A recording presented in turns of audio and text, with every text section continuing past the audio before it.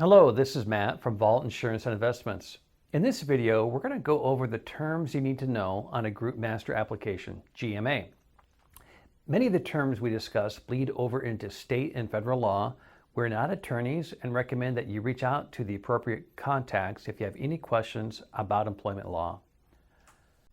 Terms. Subject to Cobra.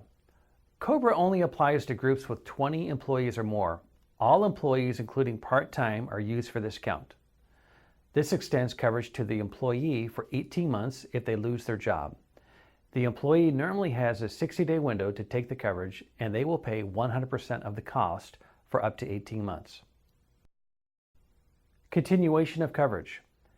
This is not a term you see on the GMA, but applies to groups with 19 or fewer employees that are not subject to Cobra.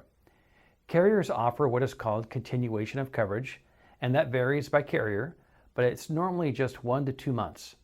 This is paid by the employee, but you have to collect the premium. EIN, FEIN, interchangeable terms, Federal Employee Identification Number. This is your business tax ID. You need to be incorporated or have formed an LLC to have a group plan. You cannot have a group plan if you are a sole proprietor using a DBA under your social. NAICS, North American Industry Classification System Code. These codes are used by businesses and government agencies to differentiate types of businesses and classify accordingly. The carrier uses this internally for rating purposes. Costs differentiate between industries. UBI, Unified Business Identifier Code, is a 9-digit number issued to companies doing business in the state of Washington. Common law employee. You need to be a W-2 employee of your company, not a sole proprietor to qualify. Some carriers interpret the law differently, meaning that groups of 1 to 2 may have limited options.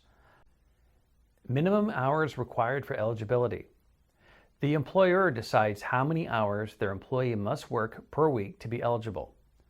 The minimum allowed by most carriers is 20 hours per week, but the employer can go as high as 40 hours a week.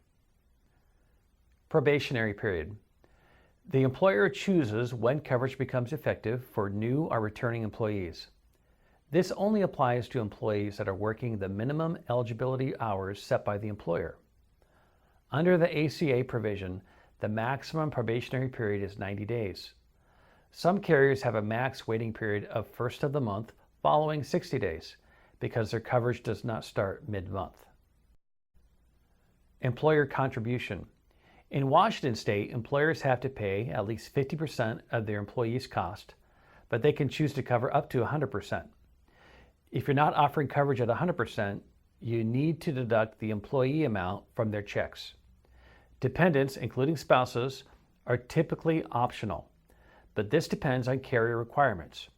If you choose not to offer dependent coverage, the employee can still add their dependents to the plan, but you would need to deduct that cost from their paycheck.